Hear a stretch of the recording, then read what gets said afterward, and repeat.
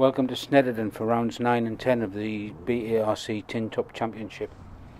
After a thrilling race at Rockingham last time out, the championship now has everything to play for, with the points gaps narrowing between several key drivers. So, with that said, let's have a look at the championship standings going into Snetterton here today. Ricky Taylor still leads the championship, but that points gap's now down to 3 points. Brad Lane in third place with only 1 point between him and Dominic Ryan in fourth. Jamie Primett in fifth after a great Rockingham. Adrian Matthews, equally with a great Rockingham, is in sixth place. Dan Fisher, equal on points, is looking to move up the championship board today. Bob Hosier isn't at Snetterton today after engine issues between races. Dave Charlton, Chris Bricknell 9 and 10th. Chris Bricknell looking for bigger things here today. While Dave Charlton's good performance at Rockingham, he's hoping to continue in Snetterton on another power circuit. Cam Tunio had a fantastic Rockingham, and that takes him into 11th place. He's looking again to move up the championship board today. Mikey Day is hoping to put Rockingham behind him, as is Steve Everson. Both of them had issues last time out. Dave Hutchins again isn't here today, so he's not going to improve. Terry Waller leading the production class. Marcus Bicknell's looking to improve further after a good performance at Rockingham. John Wilde doing really well on a tight budget. Danny Brooker is here today after missing Rockingham, so he's looking to improve his points tally. We're on the 200 circuit today, so 2 miles round and everything to play for. So without further ado, let's get into qualifying. So out of the pits, get some heat into the tyres on the warm-up lap, and let's see what we can do. Conditions today aren't great. There's threats of rain for later, and it's quite cool compared to last time out, so a lot of work will have to be done to get heat into the tyres and the brakes, etc. But first off, it's just sighting laps. This is the first qualifying session today, so the track's very green. You see there the modified saloon of Rod Burley. So to keep things simple, although the modified and tin tops are running in the same race today, we won't be covering the championship standings for the modifieds, although obviously we will be covering them from a race point of view and things that occur on track.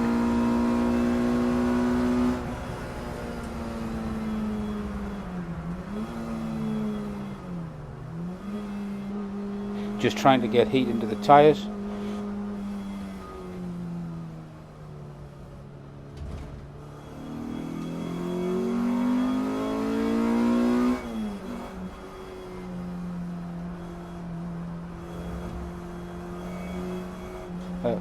Rod Burley dropping back there, don't know what that's about.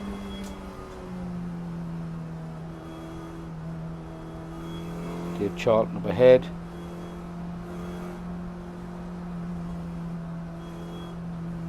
So Rod Burley hasn't got a problem, just seems to be, I don't know if he's trying to create space for himself.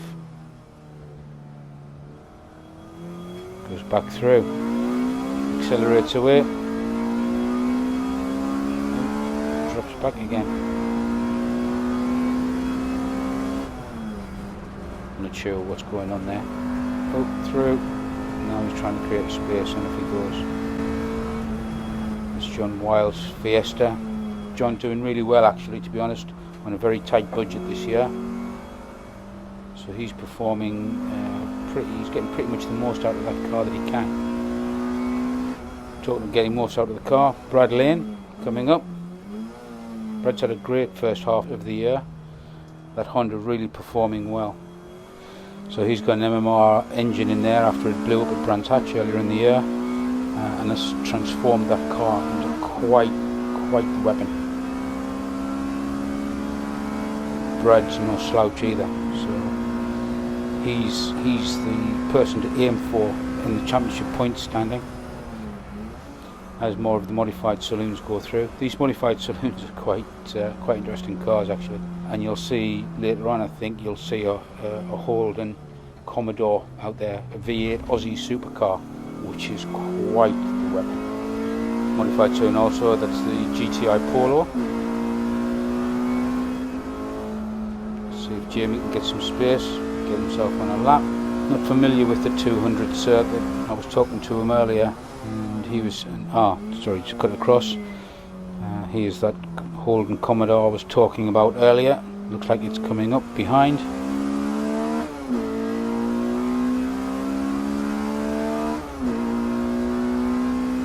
Yeah, pretty much as we expected.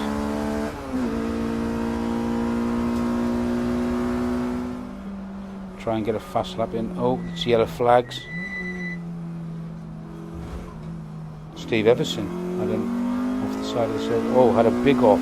Front of the car's hanging off. He's clearly had an excursion into a barrier. His season's going from bad to worse at the moment. Marcus Bicknell. Yeah, Marcus Bicknell gets the most out of that Saxo. So he'll be looking to get a good qualifying time today. Been here many times over the last 20 years. I was speaking to him earlier. Goes through. So Marcus really does know this track very well in all its various guises. To say the handling on Jamie's car doesn't look that great. It looks like it's on ice. So, don't know what's going on there. Okay, a bit of a clean lap. Let's see if he can get a qualifying time in.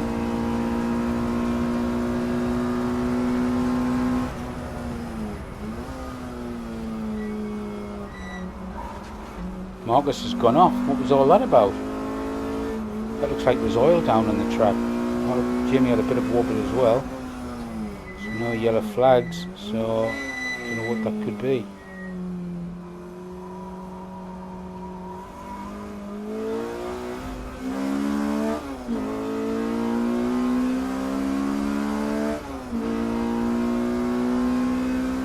It's unlike Marcus having big. Oh, there's yellow flags there now by the looks of it. Did I see a yellow flag? Yeah, there is yellow flags.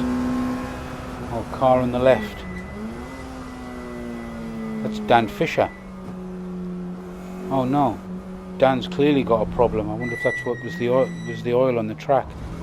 Clearly got a problem. He looks like he's still moving but limping.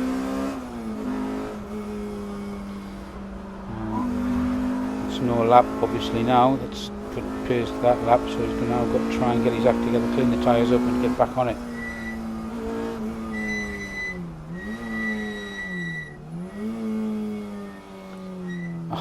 Spinning modified BMW.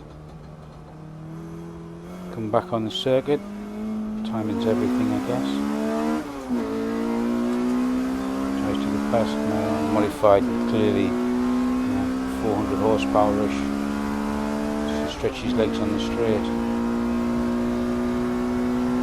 He'll have dirty tyres, no doubt. Let's hope this. No.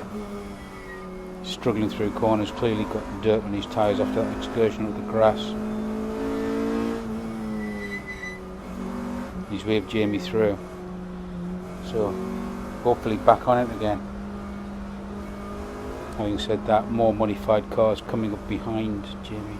This is one of the difficulties of sharing the track with cars which are 2, 3 times the horsepower in some cases. In straight lines they just dominate.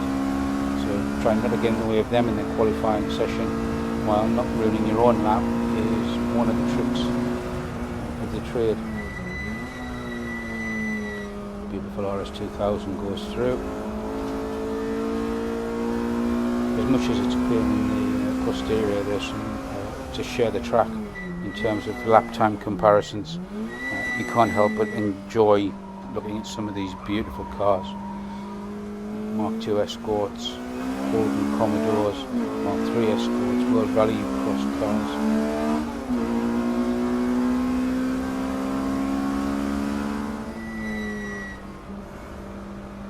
He's at Holden again. Jamie's been on a flying lap here. He can't let that Holden past him, otherwise it's going to ruin his lap and he's going to run out of time. No, he's kept him behind. He's done the right thing. The Holden was dominating the lap times anyway, but Jamie needed this lap.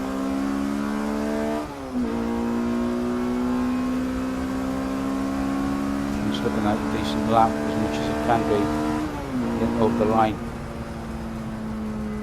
So that's the end of qualifying, so let's take a look at how it panned out.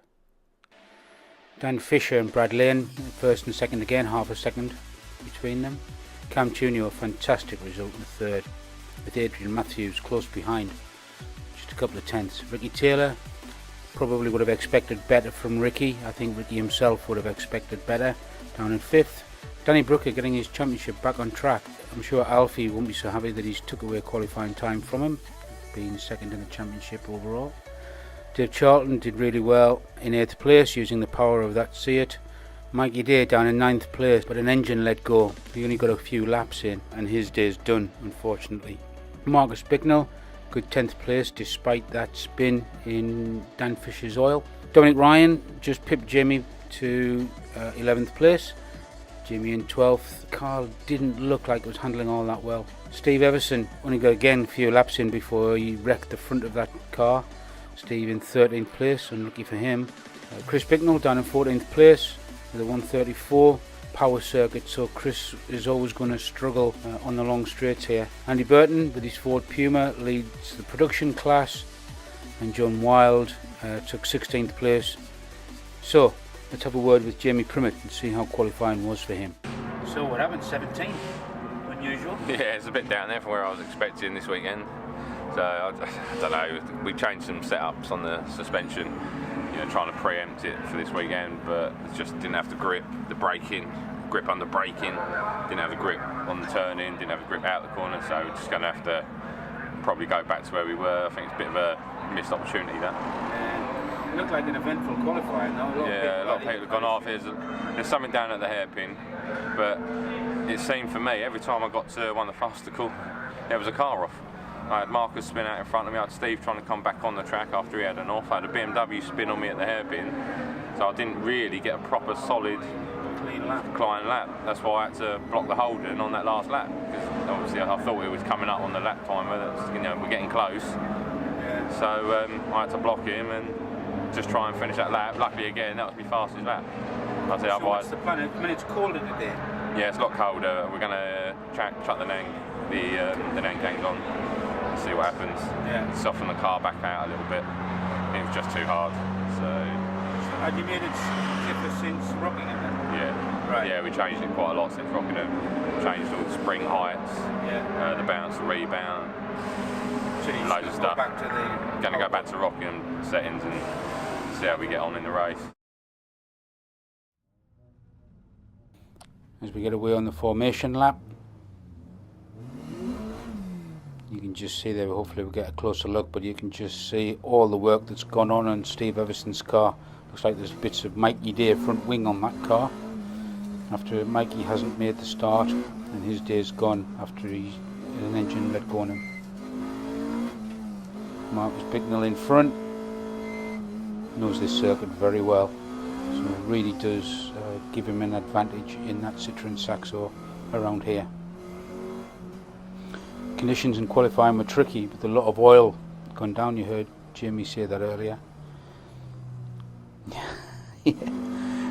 Huge amount of, oh, hold on a minute, it's Brad Lane going backwards. It looks like he's got a problem. He had problems in qualifying with what looked like fuel starvation, but maybe it isn't, maybe it's more than that. Okay, so as I was saying, just going over the start finish line now. The race is underway.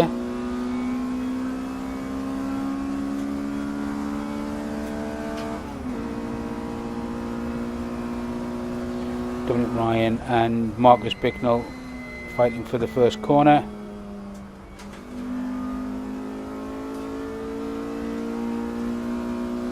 They're side by side. Marcus has got the corner. Steve Everson, clearly he's done a lot of work on that car. Massive amount of work, as I was about to say earlier. Massive amount of work on that Citroen to get it ready for the race after the huge off into the barrier and everything was hanging off it. So, down the long back straight.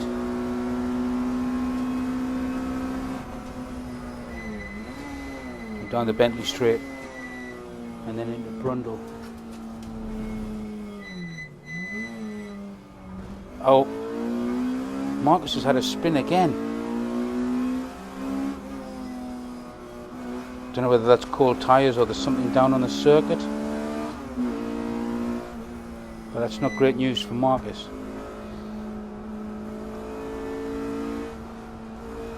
So now Jamie's pushing hard to keep on the back of Dominic Ryan. Dominic locks up going into The start-finish straight. Chris Bicknell now dives through under braking into Murray. Steve Everson tries to come alongside again. That's a struggle for him. Those two cars are very, very evenly matched, and it'll just come down to who's the bravest. Jamie just trying to hang on to the back of Dominic Ryan at this point in the race. Dominic looks to have the legs on him.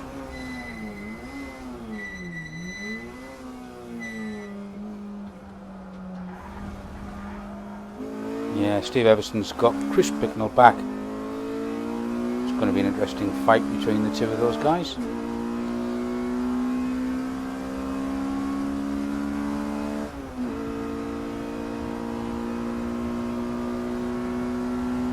the moment, it looks like Jamie's in sort of no man's land, trying to hang on to the back of Dominic Ryan's Puma while keeping Steve Everson and Chris Bicknell behind. Needs to try and get up with the back of the Puma. I think that's going to be a tough call. The car looks like it's handling better than it did in qualifying, that's for sure. They did a huge amount of work after qualifying to get the setup sorted out. Oh, Steve Everson's not there. Steve Everson has he had a problem? Try and find out what's happened to him. But he's definitely not there now. Just Chris Bicknell by himself.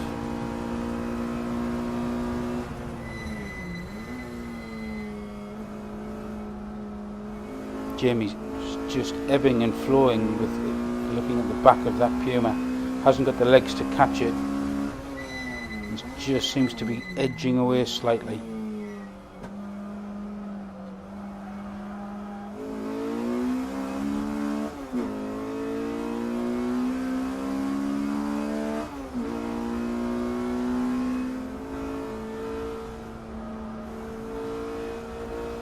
Around Coram as he dives down into Murray. BWM3. Oh, that's Rod Burley's modified Escort. Looks like it's exiting stage right. Still into the pits. 9.5 With a seconds on the problem. last lap. It's now 11.6 seconds.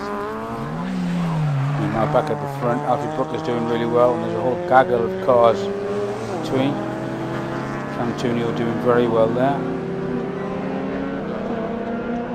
Back stick with the tip. Oh, Dominic Ryan's Puma sideways, beautifully held. Try and get a replay of that. Let's give it Jamie a chance to catch up to the back of him a little bit. Let's see if we can get a. Oh, here's a replay on board with Dominic Ryan. Beautifully caught. And there's the nod of a man who knows he's just had a great save. Well played, Dominic. It's not nice for Jamie, but it's lovely to watch that Commodore flying around the circuit. Beautiful car. Meanwhile, Jamie's trying to hang on to the back of Dominic. He's trying to use the Holden, but it's not working. More modifieds coming through. If you catch these guys at the wrong time, it actually hurts.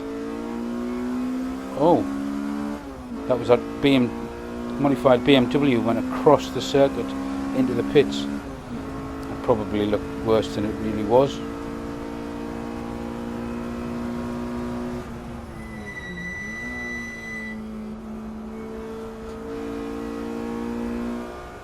Yeah, is that a car in the grass? That's Ricky Taylor coming back on after he's been grass tracking. Oh, that's not good for Ricky, that's hurt him. He can ill afford to do that, especially when Alfie Brooker was ahead of him to start with. Yeah, I was saying earlier, the modified cars trying to keep out of the way as they barrel through can hurt the Tin Top guys' races. And equally the other way, I guess. But it's there's such a differential in speed.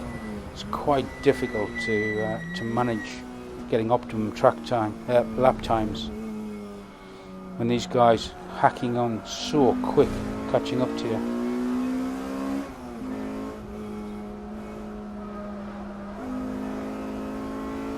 You have to wave them through, and then that causes issues, allowing the other Tin Top cars to either catch up or get left behind.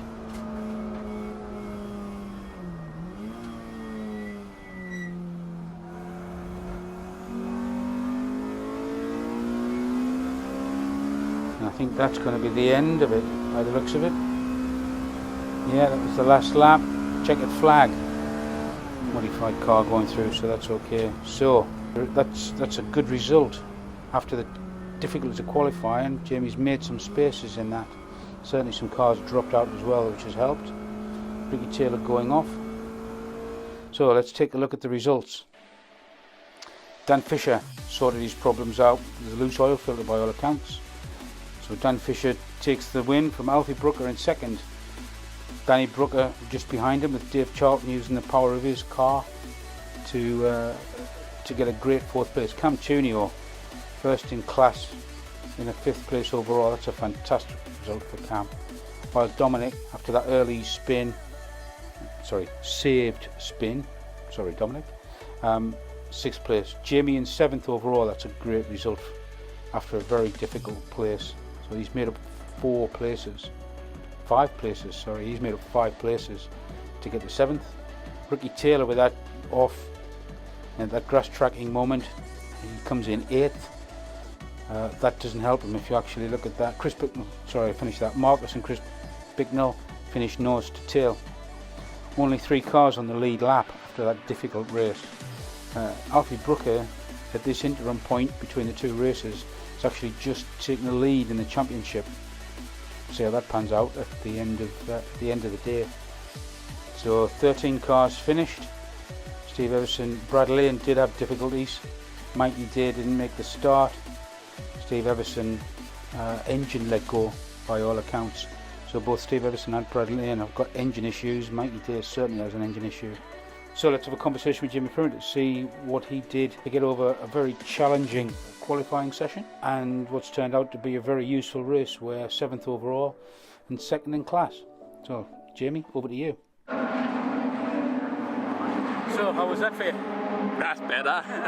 That's where it should be. Yeah, epic. I haven't even seen the stats yet, so I don't even know where you finished. I don't know overall, but 2nd in class. I know I'm up there. Yeah. So yeah, we'll see the final figures. But yes, another 2nd in class, and well done to Cam. Another Snodhurst car, 1st in class. Yeah. So yeah, really good day. So the car was completely different. Transformed. Yeah, we softened it up a little bit. Yeah. Just messed around, tyre change from what I went out on quali. Less the oil that's on the track. We've since found out that 3 cars have put oil down from about the halfway point of quali. So obviously that caused a massive issue. Yeah. But now we've got the added problem, I can feel some spits of rain in the air. So race 2 might get a bit damp. So there's a couple of hours before the next race. Yeah, 4:30 I think. Yeah. 3 hours. Forecast says rain about 4 o'clock. Yeah. It's going to be tyre choice, isn't it? Yeah, that'll be probably. You know, a couple of your closest competitors had issues. Yeah, Brad Lane didn't make the start. Well, he made the start, but pulled off in the first lap, I think. The first lap. So yeah, happy days for me. But we'll see if he's out in race 2. Yeah. Dan Fisher seemed to agree with it. He was really quick. Yeah, and he went out. He had extra qualifying sessions. He's doing a extra race. Yeah. So he had our quali, come back, got his car sorted from the issues he had in race 1 in our quali. Went out for another quali, so he's getting a lot of track time today as well, and we know he's just epically fast. So I can't gauge off that. No. He's different world. Drivers meditating, very important. Pit crews much more focused. They don't necessarily have a lot of time between races in some cases, but in reality it's time to get real, and the focus has to now be on race 2. A lot of rain in the air,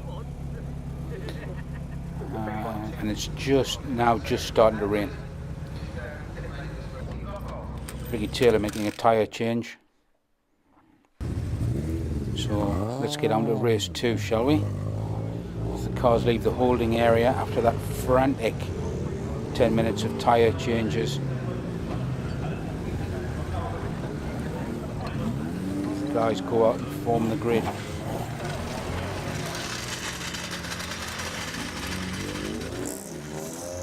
Good result for Andy Burton in Puma. John Wilde, XR2, does really well. Brad Lane right near the back, as did Adrian Matthews, had a problem as well in race 1.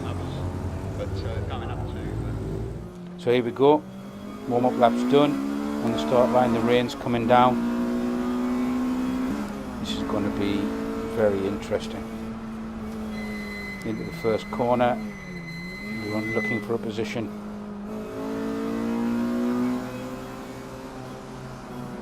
Oh, Jamie Primett sideways.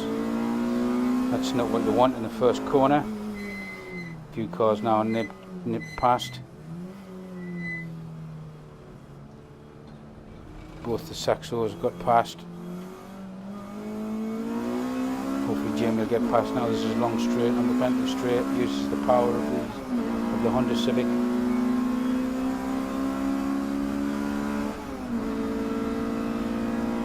Just behind, now coming. Oh, but Adrian Matthews definitely showing what he's got. That car seems to have got over its issues from the first race. He's now onto the back of Marcus Bicknell and looking for a way past.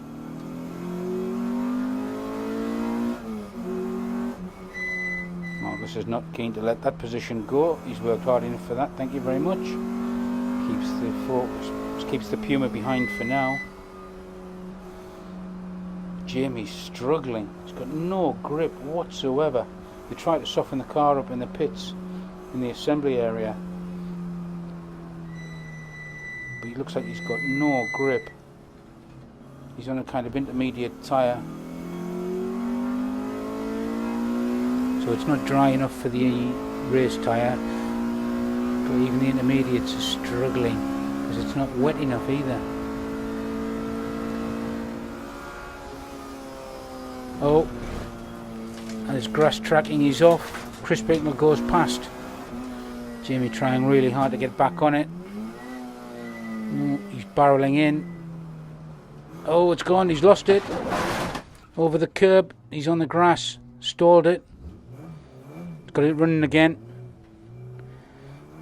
Going to get back on track, but that's hurt him. That's put him right at the back. Oh, that was a difficult minute. Now he's just got to keep out of the way of some of these fast modified cars getting past him. He's just got to try and get back on. He's just in traffic all the time.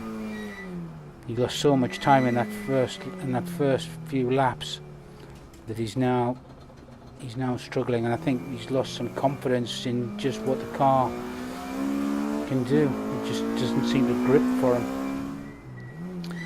And here's Dan Fisher and Brad Lane. Now Brad Lane's had an issue, but he's back on track again. So Dan Fisher's in the lead, but Brad's a lap down. So that was for position. I don't think Jamie realised. that was for position. Oh, smoke on the track. Someone's had a proper detonation. No, I can't really see. Really slow. Try and get your way through that. There's a car in the field. Couldn't see who it was, but there's a car in the field smoking away.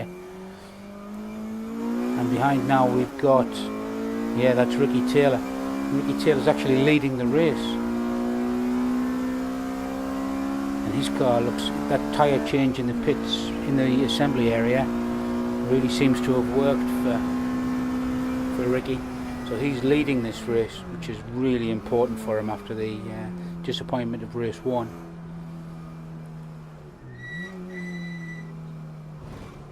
So Ricky's going to come through. We're hearing that the smoke back there was Dan Fisher's car. He's blown an engine up. That's disappointing for him. He was in a different class today. And that's put Ricky in the lead. And Ricky's going through. Jamie just trying to get this car to the end of the race by the looks of it. He's really struggling even to keep up with the production class cars at this point.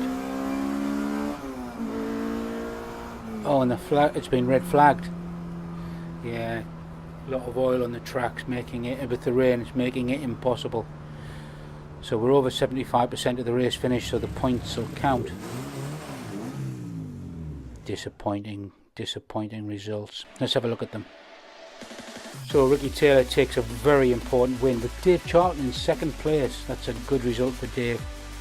Danny Brooker, Danny's nicked points from Alfie, but that's the nature of the beast. They're all racing for themselves. Cam takes a fantastic 5th place. Dominic Ryan at 6th again, that's very good. Marcus recovered from his early spin to take 7th, and Chris 8th. Jamie's offs hurt him badly. Brad Lane took 11th place overall, nicking that 11th place from Jamie when he went through on the back of Dan Fisher's race and caught Jamie out. I'm honest, we'll have a word with Jamie and see what he made of that. Just worthy of note, we had fleeting glances of Adrian Matthews today in his very fast Ford Puma. Unfortunately, he also had engine and gearbox issues and again didn't finish, parked up partway through the race. And so that was a significant blow for his championship today after a fantastic run at Rockingham just a month ago. Dead last, but second in class. No, yeah, I get a trophy for coming dead last. That's going to be amazing. Yeah, there was a lot. That was it.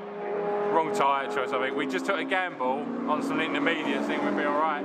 First corner, first lap, tight on the inside. Just tried to just keep the foot to the floor, but had a sort of 75-degree spin on the first corner, which is a really long right and a double apex corner. Moment, isn't it? Yeah, so that was that, nearly hitting the barrier. So, but obviously that was down to second gear to try and get going. So the rest of the pack had gone past, bar a few, and then I don't think it was the same lap. I think it was the next lap.